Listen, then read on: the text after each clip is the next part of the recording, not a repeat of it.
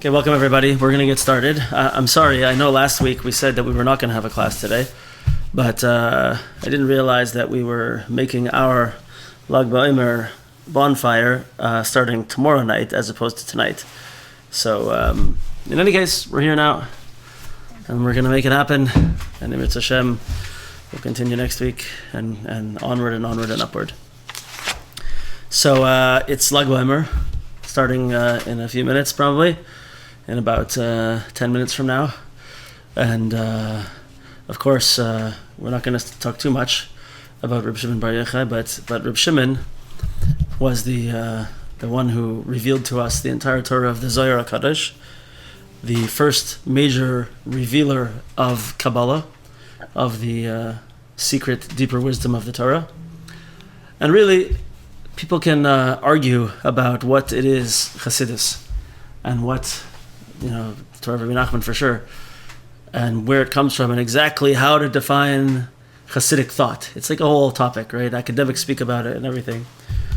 In my opinion, Lamaisa, when it comes down to it, it's all, the main inyan is taking the Torah of Kabbalah and teaching it in a way that can be understood by everybody on their own level and on multiple levels.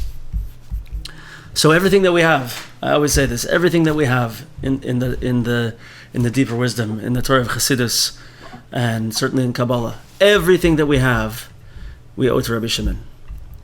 There's a famous thing that at the beginning of the Likutei Moharan, there's a whole place over there where it explains the inyan of Rabbi Shimon and his father Yochai. And the main understanding is that Rabbi Nachman considered himself to be a reincarnation of Rabbi Shimon Bar Yochai,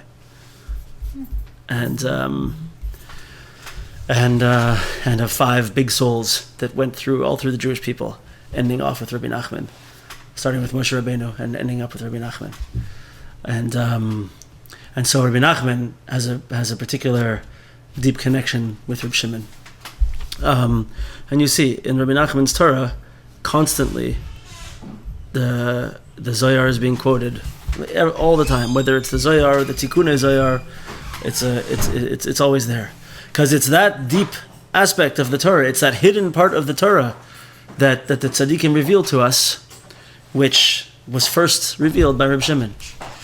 So Reb Shimon, we said over in Shalosh Shudas that the main thing that Rabbi Shimon does, not the main thing, whatever, one way to understand it, is that Rabbi Shimon reveals the hidden. And everything that we strive towards, everything that we face is in our lives, and our goal always is not just to take what's right in front of us for granted and assume that the illusion in front of us is reality. It's to always know that there's something deeper going on. There's something behind the scenes. There's something that's hidden that we maybe don't always see. And we're always trying to open our eyes to that. So I like to say, we're trying to use our Reb Shimon eyes to Reb Shimonize everything. Right? We want to be able to see with the eyes of Reb Shimon. To see, what does that mean? It means see the hidden, reveal the hidden, see what's behind the scenes. So this is really the whole gang, the whole way of Chassidus and of the deeper Torah. Certainly, we can all agree that Rabbi Nachman wrote a bunch of nursery-style fables that appear to just be interesting stories, weird stories about kings and princesses, and here the wise people and foolish people, and normal, simple, strange tales. And we see that within these tales is the deepest of all of his Torahs. Right? It's b'davka this point, that what you see in front of you is only a facade. It's only the outer limits. What's hidden behind it is tremendously deep. So this is one way that Rabbi Nachman and Reb Shimon are very, very connected. Okay, I wanted to make sure just that we addressed the fact that it's Lag BaOmer tonight. So, yeah. Okay, so let's go. We're holding now in the story. We're going to see some really, really interesting stuff over here today. Tonight there's going to be quite a bit of Musar tonight. quite a bit of stuff we have to face, all of us. I think most of you will be happy with it and will not be hit too hard by it. But some people could be hit hard by this stuff. So he said, in the meantime, I'm happy to roam around the land in different countries and to feast my eyes on the world. Right? We saw that. And today we're on page in Rav Arush's book, the Garden of Wisdom. We are on page 81 at the bottom. It says, he went in the market and saw tradesmen traveling in a large wagon and asked them, where are you going? And they said, to Lagorna. We're going to Lagorna. Would you take me there? Yes. So they took him there, and from there he sailed to Italy, and from there to Spain. Meanwhile, several years transpired, and he thereby became even wiser, since he had been in many countries. Okay. We have some deep stuff from Rav Kivak today, some awesome stuff from Rav Arush, and some very interesting ways that it connects to us. Let's just say two quick things from Rav Arush before then we'll go over to Rav Kivak and then come back. So, he said over here, meanwhile, several years transpired, and he thereby became even wiser, since he had been in many countries. Right? So Rabbi Nachman is making fun of him again here. He does this at every step of the way, according to Rav Arush. Right? He said, you don't become wise by roaming aimlessly through a bunch of countries. Right? He's saying, he's even wiser now that he's been roaming with no goal throughout a bunch of countries. Now he knows everything. He's like the proverbial teenager who decides to go backpacking through Europe, and because they've got the whole entire universe figured out, right? Okay. And then he says, then he contemplated, now it would be a good time to think about the ultimate goal. And Rav Arush says that from this you see, he's catching himself in his own words. He's admitting that he hasn't been working towards anything up until now. Everything that he's done has been without a goal. So now he's like, okay, I better start thinking about my ultimate goal. So that's the place where Rav Arush starts over here. So we'll get into the problems and the causes of all his downfalls soon. But let's start with Rav Kivak. So he says over here that there's an inyan that we have, if you've all heard the pasuk before, Sheva, I think it's a Maimar Chazal actually, Sheva Yipol Tzadik V'kam. A tzaddik falls 7 times and gets up. Right? Beautiful statement. And one of the beautiful ways to see it, not the way we're going to look at it here now, is that it's not the Sheva Yipol. It's the fact that even after 7 times falling, tzaddik gets back up. Only the tzaddik keeps getting up, no matter what he faces, right? We're all going to fall a bunch of times and keep going, keep falling, and keep having stumbling blocks along the way. But the tzaddik keeps getting up. Sheva Yipol Tzaddik V'kam. That's one way to see it. But Rav Kivak explains over here, that by the way is the Sofi Tevis. If you take Sheva Yipol Tzaddik V'kam, right, and then take the last letter of each one of those words, it spells out Amalek. Because why? We're going to see here now. We're going to go through four different places, 4 different cities that he travels to, and we're seeing this thing of Amalek here, and we're going to explore a theme through this. This theme works in gematrias, and it works in things like this, where we have this concept that we say, Zelu mazeh asa halakim. That Hashem, you have Kedusha on one side, holiness on one side, but opposite that, you have the balancing side of evil. Right? And there's always that balance there. And this is, of course, in a basic sense, in order to facilitate a life of meaning with free will. I can actually accomplish something by choosing the right thing. Right? That's the basic understanding of it. But so what it means is Sheva Yipol Tzadik V'kam. That means that a tzaddik is always, it can become the highest of the high. Why? By following this path. But you know what's on the other path if you don't do that? Is Amalek. Right? Meaning, the one hand is the tzaddik and the one hand is Amalek. Why? So if you remember, we said by the story of Amalek himself, that the pasuk says that Amalek came and asher korcha baderech, that he accosted us on the way, but the korcha happened upon us, right? Like a mikra. But on the other hand, Korcha also means from the word kor for cold, meaning he cooled us off. Remember in The Lost Princess, we had the Amaleki chill, right? That he cools us down from from our energy, from our avodah, from our work to grow, right? This is what Amalek does. So this is the polar opposite force to the tzaddik. The tzaddik is gonna face challenges, and is gonna keep standing up to those challenges. Gonna face tests, and he's gonna keep standing up to those tests. Sheva yipol tzaddik, but the key is v'kam. He gets back up. Mashen kain. What's the opposite of that? Is Amalek. You face a few tests, and then you get cooled off, and you're like, "This is not for me. I'm just gonna go back to bed. I'm gonna eat some more. I'm gonna get some more cheesecake, some more ice cream. I'm going to, I don't know, watch TV for 10 hours straight. I don't know, whatever it is, right? This is the other side of the story. So you have these opposing forces. But it's Sheva, seven falls. So we're going to enumerate now 7 aspects that the Chochom goes through, and how they're all pulling him down step by step. And he doesn't become the tzaddik; he becomes on the side of Amalek, right? So let's see how the whole thing works. So the first place that he went, we already had, was to Warsaw, right?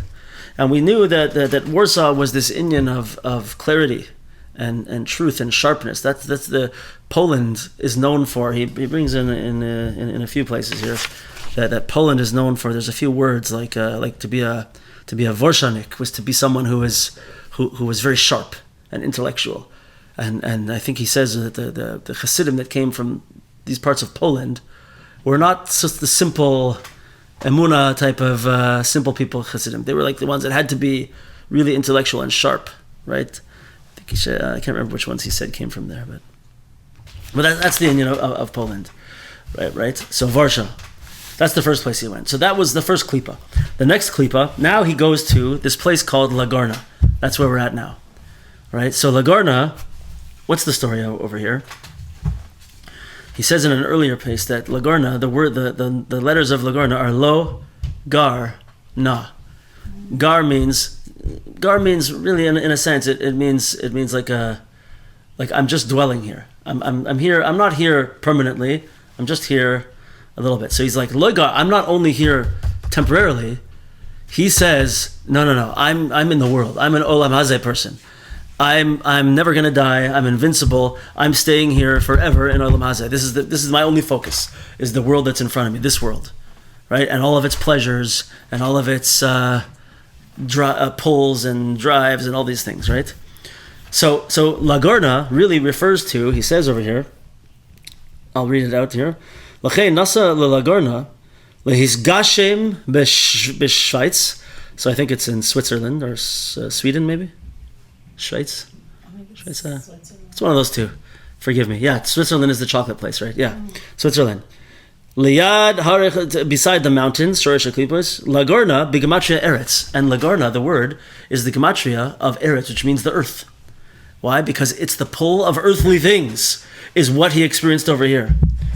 Shasakehem, what do they do over there? Shasakehem, laharbois mitzios agashmios. They build up gashmios over there. In what way? B'shakoladehem. With all their Swiss chocolates. Sha'onehem, their fancy Swiss watches. Gevinoisehem, their fancy cheeses, right? And bankehem, and their banks, Swiss bank account, right? But the whole thing over there is all it's so delicious, right? Rich chocolate. I love chocolate. I love chocolate and cheese.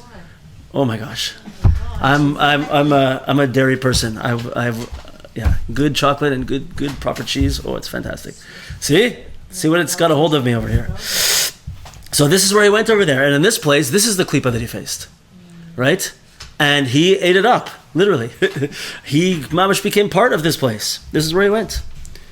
V'lagorna his gaber b'chochmaseinu lahavin heitev artzios v'gashmias olam hazeh b'seder moivsi. He, now remember, he's a chacham.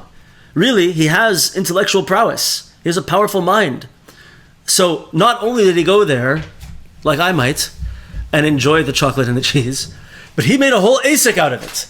He made a whole chochma out of it. He learned it and developed an understanding of it and really got into it. And this is something, there's a tremendous theme throughout this now that we're going to see. Rav Arush speaks a lot about it. I'm going to try to just interweave the two of them here.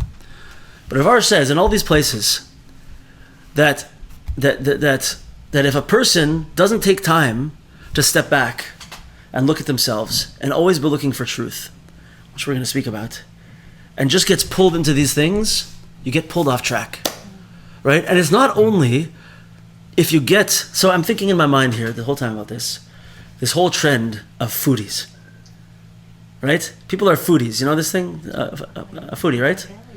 I have a tremendous tendency to be like this. I love cooking good food and, proper ingredients and everything. I could really get eaten up, no pun intended, by this whole concept, and but people make a chachma out of it. They invest tremendous energy, tremendous mind space in this, and not only that, but it becomes something chashiv. Another aspect of the Chochom is that everything that he does is a way for him to show everybody else his talents and his greatness and his Chochma. So being a foodie in our society has become something that you can be like, okay, yeah, I'm a foodie. I know, oh yeah, and you can talk the terms. You can know all the different types of cheese and meat and wine and everything, right? And it's a whole thing. It's a Chochma. So, first of all, it's pulling you into a realm of total physicality for the most part. But another thing happens when we go into there. It's not only that we just go into physicality and we develop more of our animal self, but the whole time that we're involved in that and we're spending all that energy and time in there, we're missing the opportunity that we had to turn it into something holy, right? To do something amazing, to do something positive, to do something growth-oriented. It's going to bring me closer to my goal. What's my goal? To get married and have kids? Nope. It's one of them. It's part of it. It's Devekis B'Hashem. It's the mamish to be connected to Hashem. That's my goal, right? So you're going to say to me, wait a second, Rabbi. I thought it's a very good idea and it's proper to have very good food on Shabbos. Aren't you supposed to honor Shabbos with good food? So, I'm going to go and learn how to be a foodie, and I'm going to use it in order to honor Shabbos, right? So theoretically, that's probably pretty okay, right? However, one of the main things, this is like the Rav Arush on this week, so important, is that we must be absolutely truthful and honest with ourselves. We can't fool Hashem. There's no point. It's stupid to try. Am I really doing it? Am I really spending all this time and all this bandwidth on the internet to learn all these aspects of how to cook this and how to buy this and everything to make? Am I really doing it because I want to honor Hashem and I want to honor Shabbos? Right? Just be honest. Because there's a balance there where it can work, right? There's a balance there where it can work. But the way that people are into these things nowadays are to such an extent, like they jump in. It's when it defines you. Whole body, yeah, everything. They put everything into it. Like we say, I'm all in, right? They're not all in Dvekas. They're all in being a foodie, right? So this is what Lagorna is all about. This is what Lagorna is all about. You here? You with me? It's mamash a thing. Mamash a very big thing. So, yeah, and you could pick anything. You could see any.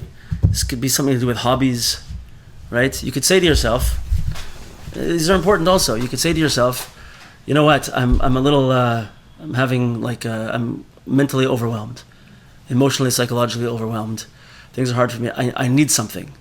I need something to do a little bit during the day, right? To have a break, to be able to settle myself, right? Rabbi Nachman would agree with this for sure. He'd say sometimes in order to gain simcha, we need to be involved in mila d'shtusa, in silly things even, right? So another great example is another trend, especially among wealthier people, is to get into gardening. Oh, I got that too. right? So Sandra said, is that bad too? Right? So certainly not. Right? I mean, you know what the answer is going to be. So if you have a stressful life and you feel you need to do something, you need a hobby, something to do a little bit, okay, so do it. Right? Yeah. It could be the same thing. So do a little bit of gardening. But there's the guy who does a little bit of gardening and who just takes care of his yard a little bit, right? And then there's the guy, once again, he watches all the videos, he reads all the books, he has the whole system in the house outside with the drip irrigation landing on each individual plant, and spends hours and hours and hours and spends a ton of money on this, a ton of money, right? And it's just, he's all in gardening. He's all in something that clears his slate from obligations, and these are kind of these things we're talking about now are somewhat positive things, right? Rav Arush takes it to a new level. We'll see in a minute, right? So there's a balance. You know what? And what am I doing this for? And am I truthful and honest with myself?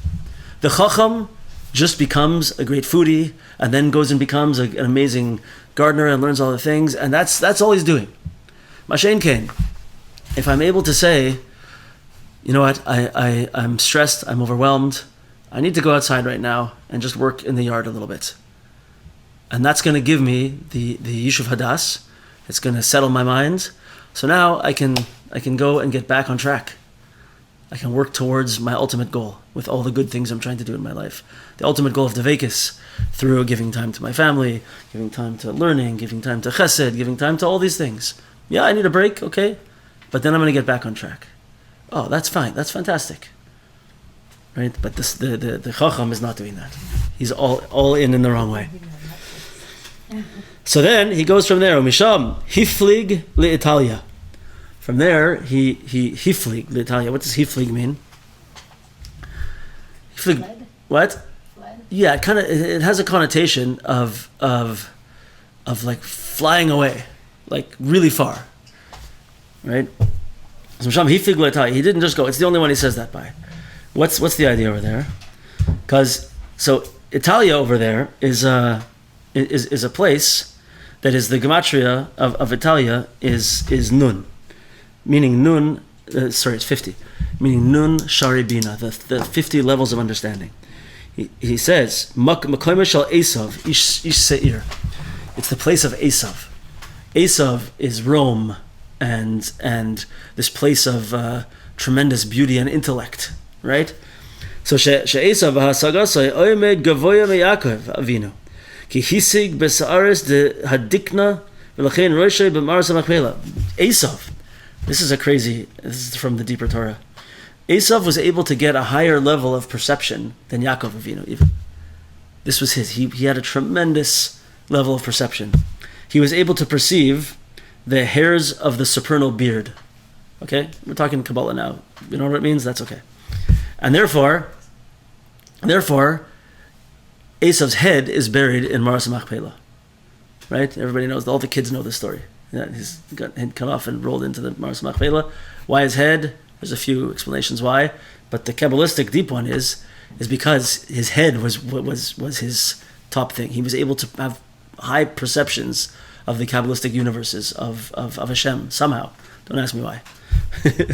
Right? That is the inyan of Esav and the inyan of Rome and Italia.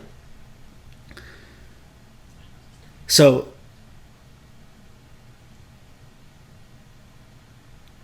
but all the wisdom, the main thing is here, this is a beautiful line. But kol hachachmas, so why only his head was buried in there? Why not the rest of his body? Ki kol hachachmas lo hishpiyoi lishnois midaisav. But all of that wisdom did not travel downward, did not flow down to change anything about him, to change his midas, to change his character traits, to change him for the better. And Eretz Edom and in Italia Romi Noifel Chacham le Sharim de Tuma. So over there's 40 levels of Tuma, 50 levels of Bina, right? But you can have this on the side of Tuma or on the side of Kedusha. So over there in Italia, this is where he fell down level after level into the realm of Tumah, into the realm of spiritual impurity. And what were these gates? Nun Shari Bina, the 50 gates of understanding, or the 50 gates of Tumah.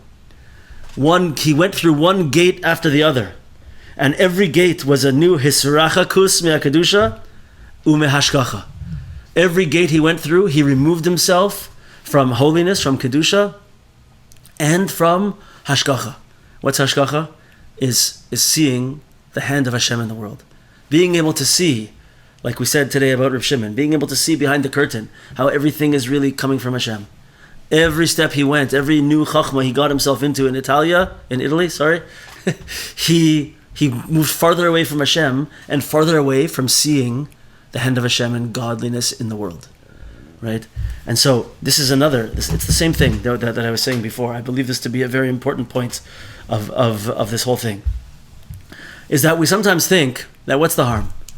So I'm going to get involved in some kind of other type of outside wisdom, right? And okay, whatever, I'll just take a break and get in there, or I'm going to benefit from this. So just imagine for a second that like you would start looking into the like idolatry. Okay, I'm just saying. I don't want to speak about any current things particularly, but imagine that there's out in the world today, instead of having different religions or different motivational speakers or different new age type of thoughts out there, imagine that you had actual avodah zaras. You had the Baal over here, and he gave good advice. And you had over here, I don't know what the other ones are, another type of avodah zara, an Asherah, and that gave good motivational things and helped you along, right? So it would be easy for us to say, okay, I can't go touch that. That's avodah zara. I'm not going to go there, right? Even though we know that in the times when avodah zara was around, it was almost an irresistible pull to go after them. And that's why, even though we had Hashem and we had miraculous events, Klal Yisrael still went after avodah zara, because it was something that we can't even understand, the power of the pull that it had, right? But even if we would say now, we would have our eyes open, we'd be like, what, avodah zara, right? So we would say, but I'm not going for the avodah zara. I'm going for the wisdom. I'm just going to use that wisdom to help me along in my path. So not only am I actually going to learn from avodah zara, not am I going to something that's outside of the realm of Jewish wisdom, right? But which is a source of tumah. But the whole time that I'm on that path, I think that it's taking me somewhere. I think that it's leading me somewhere, and I'm not going on the path that I should be on. I'm not being taken to the place I could be taken to, right? I'm being led down the wrong path. It's like another example of this. It's really interesting. Think about this one. Rav Arush brings down in a way. I'm going to say it slightly differently, and then we'll get to his. Imagine a person who really wants to do something that's going to waste a lot of time. Okay, I don't know what it is. Something involved with, let's say, there's something related to the media that they want to binge watch something, and they're going to spend literally like 20, 30 hours over a week, and they're going to have no spare, they're not going to do anything else the whole week, except for, this is the perfect thing, I hear about this all the time. I'm going to catch up to you on this thing they're watching, whatever the show is. I don't know how long, that could go for a whole week, right? Yeah, whatever it is. You can spend a lot of time. Okay? And so the person, but they're like, should I really do that? Should I really spend every spare waking moment involved in this and totally lose my whole week so I can catch up? Or should I do this or what? So comes along the person's friend and says, you know what? You deserve this. Right? It's probably coming from somewhat of a good place, but these are these stupid little things that we say because we've been programmed to say them without thinking, without really offering any good advice or wisdom. It's just a thing people say. You know what? You deserve it. People say these things, right? They want to be justified. Yeah. They want to rationalize and justify what is happening over here. So not only have you now decided, you know what, this is okay. This is okay. This is fine. Right? I deserve it. We all agree. I deserve it. I'm going to do it. And maybe after that I'll do another one even. Right? But now that I'm on this path of thinking that this is the way I should go, and that it's okay and that it's fine, so I'm not only on a path of shtus, no offense, but I'm missing out on a whole new path that I could be going down. I'm missing out. He says we're removing ourselves from kedusha and from hashgacha. Who knows where I could have been and who Hashem is putting in that place where I could have been there and I could have met. Who knows what would have happened if I would have been going down a place where I was thinking with proper wisdom and contemplating the truth of my path and where I should be and what I should be doing. Once again, I know this is scary stuff. I'm not saying that we don't need to take breaks and we don't need to have recreational activities. Of course we do. Everyone does. Hobby, whatever, hobbies, these things, well, we need something, right? But we can get on a path like this that takes us somewhere and takes way too much of our time and our energy and our money and just pulls us in, and Hashem expected us over here and he set something else up for us there. Something amazing was going to happen to me over here. But I was just like, no, I deserve this. And I went that way. For a long time. With a lot of energy and a lot of time and a lot of brain power and a lot of money. And I missed out on where I could be. I missed out on who I could be. Right?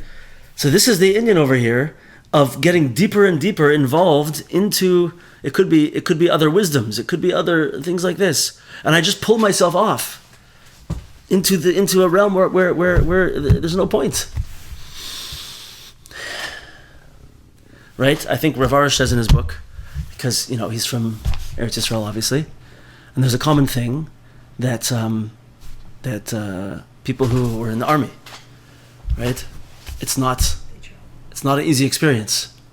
It can be very traumatic and very difficult, and so it's not unheard of, relatively common, that they'll go from the army, they'll go straight to the Far East, and they'll go to the Far East because they have to take a break. They have to get away. They have to regroup. They have to rethink. And so where do they go? They go over here, and they go to India and to Tibet and all these places. And there's a certain Chabad shliach who comes, a friend of mine, and his name is Reb Shmuel. I don't remember his last name, but he comes and he has a Chabad house in one place in India that's like way out in the middle of nowhere, but it's known to be a particularly spiritual place. And you can't imagine the number of Israelis that come to him and they have Pesach with him, and so many have left everything. They left Israel, they left Judaism, they left everything, and they come there and he's able to welcome them and to give them some love, and so many come back, right? But it's one of these things. Not only were they involved in something that was not kosher, according to Judaism at all, right? But they there's like a whole, they missed out on something. They missed out on all the kedusha that could have been, right? What I'm saying is also a little problematic because we can't discount that whatever we go through, we needed to go through. Right? The difficulties we experience, is the paths that we went down that we view as mistakes. Okay, so when I'm making those choices, it's a mistake. But after I've been there, that means Hashem needed me to go there, and I needed to experience that. This is difficult stuff here we're dealing with, but everything considered, we'd prefer not to have to go down those paths if we don't have to. Right? If we can first gather ourselves, and if we can work towards Kedusha and move in that way. I'm not talking about the regular ups and downs. I'm talking about when we take ourselves off, when we know that we don't have to, when we could do better. So that's Italia. Then he goes, where does he go next? He goes to Spania, to Spain. So Spain, Spania, is Gematria MS with one more. So Taf Mem Beis as opposed to Taf Mem Aleph. It's the so what's pshat over here? Because it's a hint to, he says, to the chokrim achar ha'emes lias yoser mimenu. This, I think, is a amazing. So he says, first of all, that in Spain, Jews were there for hundreds and hundreds of years, flourished and did very well, and then were totally wiped out and expelled completely, right? And he says that they were wiped out and expelled there because they got too much involved with the aspect of chokrim, philosophy, this type of thing. I don't really know how that goes with Spain. I'm not 100% sure. I know the Rambam was there and he was into philosophy a lot, and that's the part of the Rambam which is controversial, that some people are very against and say that one of his books is totally. Reb Nachman is one of them who says the one book of the Rambam is like, we don't read it. The Vilna Gaon was like this also. He said about certain parts of the Rambam, most of the Rambam he says we follow, but certain parts of the Rambam did not know what he was doing, says the Vilna Gaon. Yeah, very interesting. And the Rambam's books were burned because of this, by the way. Right? There's a famous, one of the kinnas that we say on Tisha B'Av is for a city in Europe. I want to say it was Worms, but I'm not sure if that was it or not. But there was a terrible decree where they gathered together, I think something like 24 wagons full of the Talmud and burned them. And they said that it was because that it was like a tikkun for the fact that they had burned the Rambam's books when they first came out. And this was like a tikkun for that, right? Like the oppressors burned the wagons of the books over here because the Jews had burned the Rambam's book back when it first came out, right? But so there was something going on in there in the realms of philosophy that is beyond my understanding, so I'm not sure. However, the thing that Reb Kivak says here that is very interesting is that the gematria of Spain over there, of Spain, is one more than truth. He says, Remez shechoikrim achar emes liyos yoser mimenu. They were searching after the truth to be like one more than it. One up on emes, right? So this is also mamash, a sickness that you see that very often we can fall prey to, which is that we think we're looking for truth. But as we're looking for truth, we find something. But then, I don't know if any of the people here are involved in this or not, but it's like, I need more. I need it to be deeper. I need it to be smarter, right? I know people like this who are like, I need it to be cooler. I need it to be more interesting. I need it to be smarter. I need it to be deeper, right? I need to one-up truth, right? Which is a tremendous klipa of chachma, quote unquote chachma, right? In a bad way? Yes, in a bad way. It's not enough that I can just be this tamimus. We haven't talked about the tam here at all, but the tam is going to see truth and be happy with it, be okay with it. We're going to see in Rav Arush very, very shortly that this aspect of truth is crucial. That I'm able to look at myself with truth and take responsibility and accept my contribution to my own situation, right? Just to be able to be and to see truth and to be okay with it, right? Or to see something deep in Torah that speaks something of truth. And not to have to be like, well, question, I don't think so. I need to figure out why. You ever know these people who they go to a shir specifically on purpose to be able to slug up the guy giving the shir. They want to be able to, right? I remember I heard a story that Rabbi Weinberger was telling, Moshe Weinberger was telling, that a young family, they got married, the guy learns and whatever, and they had a baby boy, so they made a bris. And so the young father, he prepared Dvar Torah to say at the bris from the yeshivish community. So in the yeshivish community, you don't say a Dvar Torah like I would say, where it's trying to be inspiring and meaningful. You take something, Gemara, and you take it apart and try to, like this, pilpul type of thing. And so, and there was another guy there, a certain type of rabbi over there, who's always negative, he said, and always, and he went up to him afterwards. and just started going through and showing him why everything that he said was not correct. Right? Like, there's certain people that their main goal in life is to, it's like the guy by the Torah reading. You know, some people can't wait to correct. If the Baal Koreh would read the Torah the first Shabbos and would never make a mistake, they would go home upset because they didn't get to correct the Baal Koreh, right? There's some people that they just have to go one step further. They have to take it. It's not enough that everything's just okay, that I found something meaningful and that's truth. No. I got to find what's wrong with it, right? I got to go deeper. I got to go one up on truth, right? So this is, of course, this is another level of klipa over here. You with me? So he says like this. Let me see, I got the right place over here. Yeah, haklal. What's the main general principle over here? She'elu daled hanafilos. These 4 descendings that the Chochom has over here, Varsha, Lagarna, Italia, and Spania, Heim lumas daled hamochin de kedusha. They correspond to the 4 intellects of kedusha, of holiness. These are 4 negative intellects, and they're opposite the 4 intellects of kedusha. As we said, there's always a balancing force. He fell into these wisdoms that are shtus and hevel, vanity and stupidness. Varsha hu pagam hachachma. That's a blemish in wisdom. Italia pagam habina is in bina, which because it was the gematria of nun, which is bina, the nun shari bina. Spania shurish hamidos v'chein hasheker shenis ames etzlai. That Spania refers to the midos and the false beauty and that became truthful to him, that became the real beauty to him.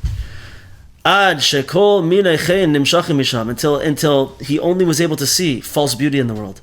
Lagorna begematria eretz, and then the last one was Lagorna, which is the gematria of the ground, the earth, which is the aspect of the lowest of them all. So we had the 4 intellects, which would be Keser, Chachma, Bina, and Das, I would assume, and then that's the 4 places, and then Chachma and Bina, and then the first 2 were Chachma and Bina.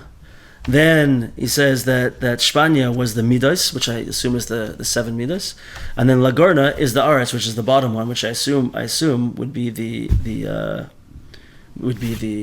Malchus. I think that's how he's saying it. But the whole structure was pulled down over there.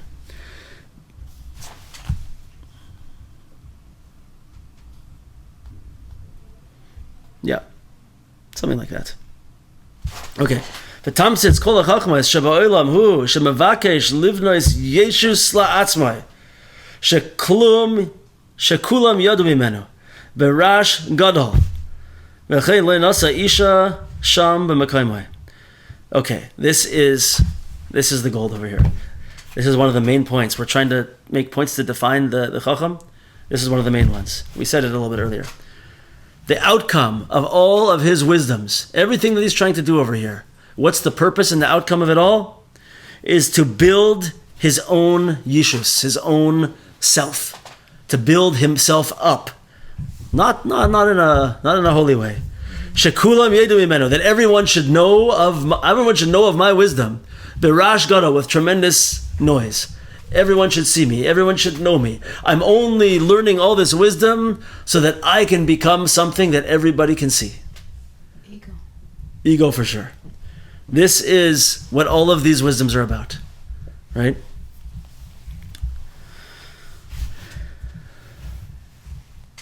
So what happens is the person goes into the situation. You fall into these wisdoms, all these things, and a person is going to forget the tachlis, forget the ultimate purpose, right? I can become an amazing foodie, and I can become an amazing gardener, right? And I can learn all the Eastern meditations and everything, and I can take all these things, and at the end, what happened? I forgot my purpose. I forgot what I'm doing over here. I'm not here to be a great gardener. I'm here to get close. What's my goal? Devekus b'Hashem. And if I put so much time and energy and everything into these, I'm not going to get there. I'm going to get sidetracked. Yeah. So this is where we can find ourselves. So Rav Arush takes this, and I know. Am I pulling anybody down over here? Or are we on board? Well, I mean, it's not bad though to learn those things to help others and to make a greater impact in the world for the positive, right? If that's what you're doing it for, like our line of work, for instance, right? 100%. The main thing is, like we said, is what's the truth. That's it. What's the truth? This is the main thing. So, if you look at page 83 in Rav Arush over here, he has a section titled "The Strength to Overcome." So he says like this: that so he says he isn't only now deciding that, okay, I wasn't on track, I wasn't working towards any type of goal up until now I better get back on track. That's not what he was doing. He really thought that all the time he was on track.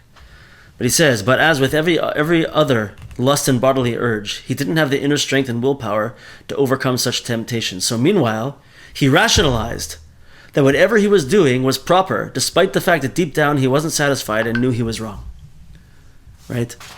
Rav Arush is going to say over here that there's some aspect that we have where we all have this strength, that we all have an inner strength, that in the situations that we face, there's something that we are able to overcome.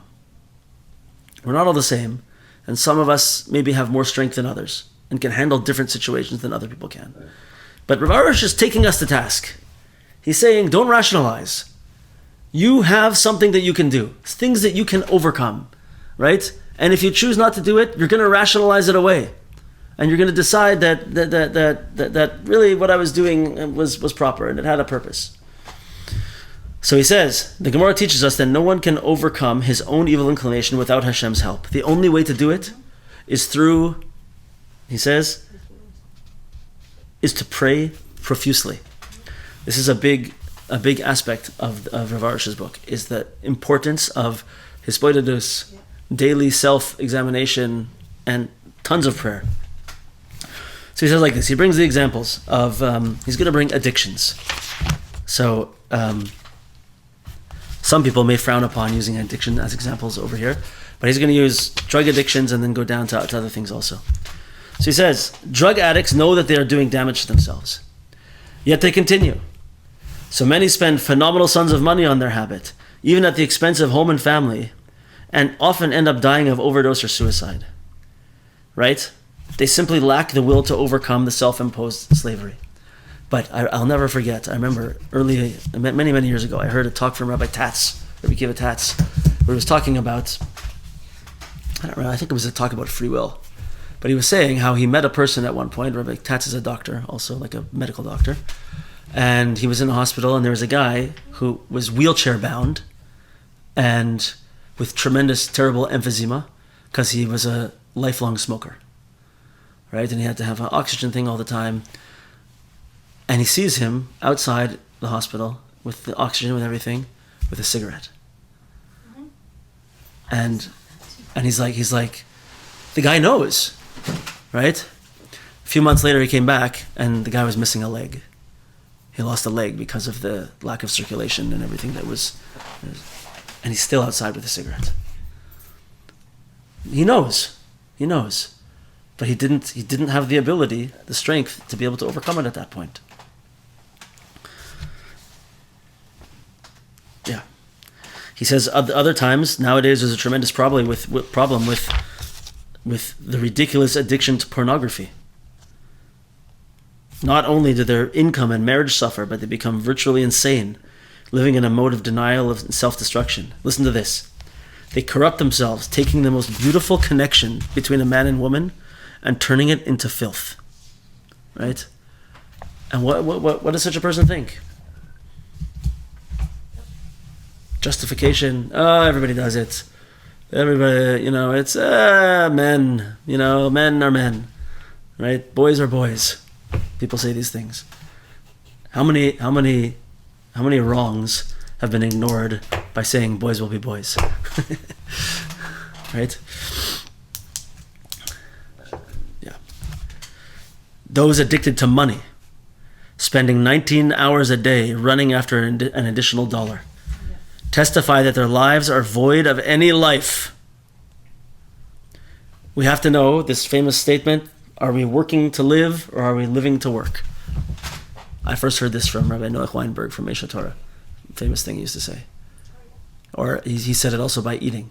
Am I eating to live or am I living to eat? It's all part of this whole mindset, right? So their addiction, the person who's addicted to money, it's not the same addiction. Their addiction takes precedence over wives and children, just like it does with other types of addicts. And again, they lack the strength to overcome this self-imposed slavery.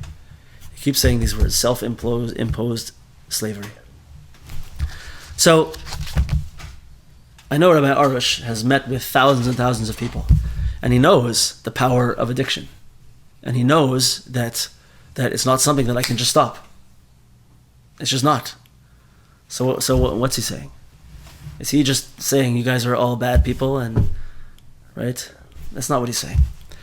So the next section that he has over here on page 84 is called Acknowledging the Truth.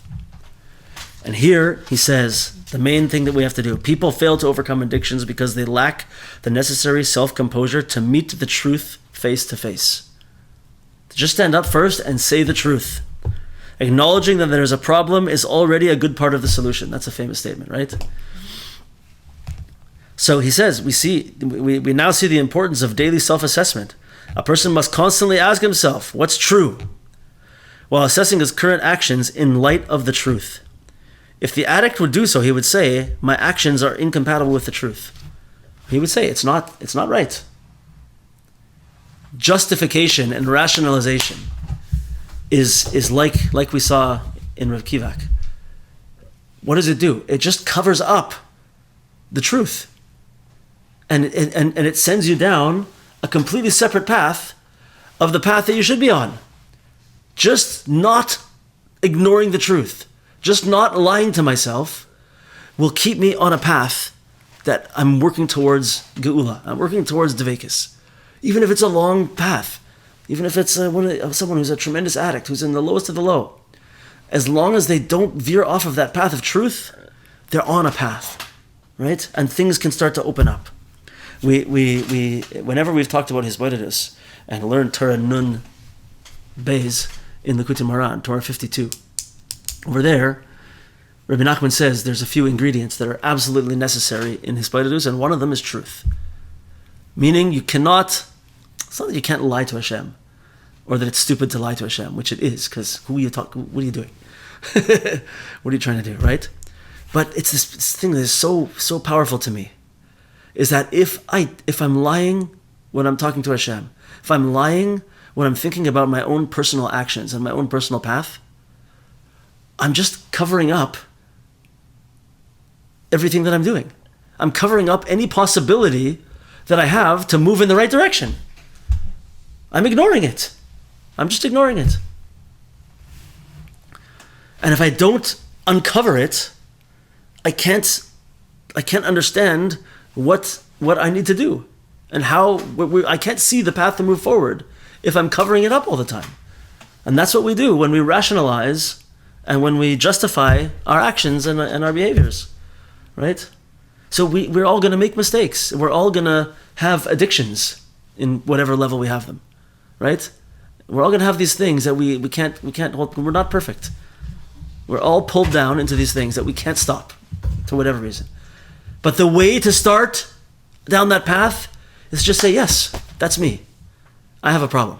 But that's the problem. They hide behind a mental health issue. Yeah, not like that. Not in that way. Not in that way. No. So, yeah, okay.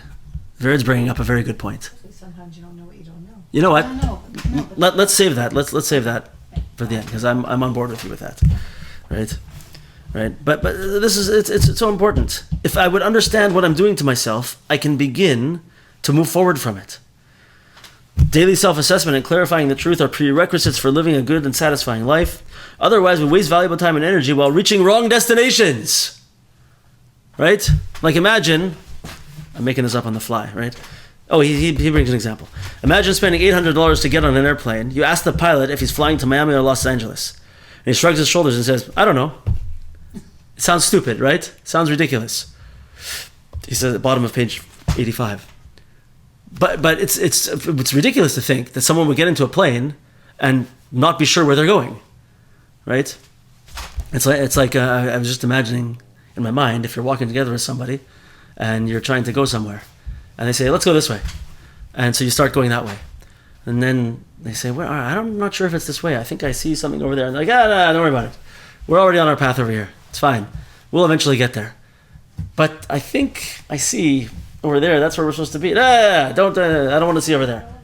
Right? If you don't be open to the truth, you're just going to keep going in the wrong direction. You're going in the wrong direction. Yeah. So he says, these are some good words. The top of page 86. Let's stop rationalizing improper behavior and blaming our problems on other people. So this whole aspect of it's the same thing with the aspect of the victimhood complex, victim mentality, right? Is if I blame everybody else for my problems, I'm never actually uncovering what they are, right? If I just keep saying, oh, it's this person's fault that I have this problem. It's this person's fault that I have this problem. This person really should have given me more money. This person should have, I can't believe they gave me this, whatever the stories are. I know it's not a good example. I don't want to use real examples because people might know who I'm talking about. But if I only blame other people, I'm stuck. I'm never going to grow because I never look inward. I never look and say, what is my part over here? What can I do? Even if it's true, that person was terrible to me and they took my money or they shouldn't have done what they did to me. It could be true, of course. But what was my part in it? And what can I do now to move forward? What can I do to move forward? What's my role and my job from now on? So he brought an example over here also. He said, imagine that a man hears a Torah class, this is page 86, that says that it's not proper for a man to look at other women in a lustful way, right? So since he doesn't really appreciate that and he likes looking at women, he might do whatever he can to discredit that rabbi and say, that guy doesn't know what he's talking about, right? I'm not listening to that guy. He's not my kind of rabbi, right? And he's just going to keep on going, right? And nothing's going to change. But if a person sees that same shir and says, okay, you know what? I have a problem looking at the opposite sex. And it takes me places where I don't want it to take me. And you know what? Even if he says, I don't think I can stop right now. I'm not ready yet. I'm not able to stop. But I recognize this is an issue. Right? So he said, where did he say this? He said that when a person does this, here, listen to this. Once a person comes to such a conclusion, the result of truth clarification and self-assessment is he is now ready to turn to Hashem and ask for help in overcoming his bad habit or addiction. He may also now be receptive to outside help if need be. Meaning, Rav Arush brings from the Gemara over here, and he says, this is important, that I probably do not have the ability on my own to overcome my most difficult challenges. I can't do it unless I have Hashem's help. Without siyata dishmaya, without help from heaven, I can't do it. Right? If I'm never actually acknowledging my problems and where I am, I'm never going to go and ask for that help. I'm never going to connect to Hashem. I'm never going to be open and cry my eyes out to Hashem. Please help me. Please help me get over this. Right? And because of that, I'll never get over it. I won't be able to. So just the fact that I'm acknowledging, I'm not going to whitewash things. I'm just going to be a person of total truth.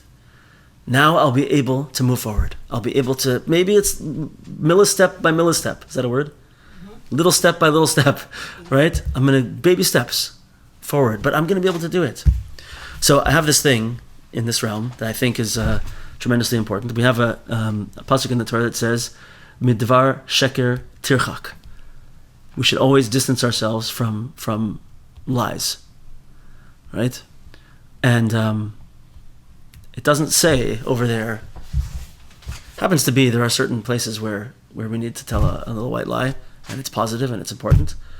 But except for those few places where I have to do that, the more a person accustoms themselves to saying, always speaking truth, it has a tremendously powerful effect on us. It puts us in that mind frame, right? And it's hard. It's very, very hard to be a person of truth. And this requires tact. And it doesn't mean you have to blab everything to everybody. And you say, what? It's true. I had to say it. No, you don't have to say anything. But but when speaking, when acknowledging shortcomings and whatnot, just speak the truth all the time. There's how many times do we say, I didn't do it, right? As someone comes in the house, a family member comes in the house, and it's like, oh, who tracked mud into the house? I don't know. I'm making one up. And it was you. It's like, well, I don't know. I wasn't out in the mud at all, right? Why? Just say, oh yeah, that was me. Sorry, I guess I better fix it. Okay, but you're being truthful. You're keeping on the path. Because every time you lie, in order to get out of the little bit of uncomfortableness, discomfort, right? You put yourself on that path. You get your mind working in that way, that I cover things up for an easier path. And it's not good for us. It's not good for us. It's also not easy. Yeah. Yeah, it usually comes back to us, right? Mm-hmm. So, I had one more example for this that's pretty wild. It's a Canadian example. But the thing is just that we have to know that when we go on a path of falsehood, when we follow false wisdoms, when we follow wisdoms that were pulled by our physical desires, all these different things we talked about today, when I follow those and I invest my money, time, and energy in them, right? It's like I'm gone. It's like not only am I involved in something that's maybe not good for me spiritually, but I'm missing out on that whole path that I could have been on, right? So a name came into my mind for this. This is a super Canadian story, by the way. If you're Canadian, I'm sure burned into your mind is the name of this man called David Milgaard. Remember this name? So David Milgaard was someone who was charged with the murder of a girl, I think. And he was falsely imprisoned for, I think, 30 years, if I remember correctly. And just not too long ago, he was, 10, 15 years ago, something came up. I think they were able to reprocess DNA evidence or something like that. And he was vindicated from this murder. But he spent 30 years in prison. It's not enough that he was in this place of tumah and in a dirty cell and facing all the things that people have to face in prison and going through that whole thing. But he missed out on a whole lifetime that he could have had. He could have built a family. He could have built relationships. He could have built a profession. He could have accomplished so much. That whole life, 30 years, totally gone, right? This is the theme of everything we were talking about tonight. Is that when we decide to engage in all of these chochmas, one of the tremendous downfalls of the chochom, right? We it's not only are we involved in things that are not good for us, but we pull ourselves off of a whole lifetime that we could be building. A whole relationships, connections, wisdoms, amazing things we could have done in the world, right? We miss out on there. So we'll hold it there and continue next week.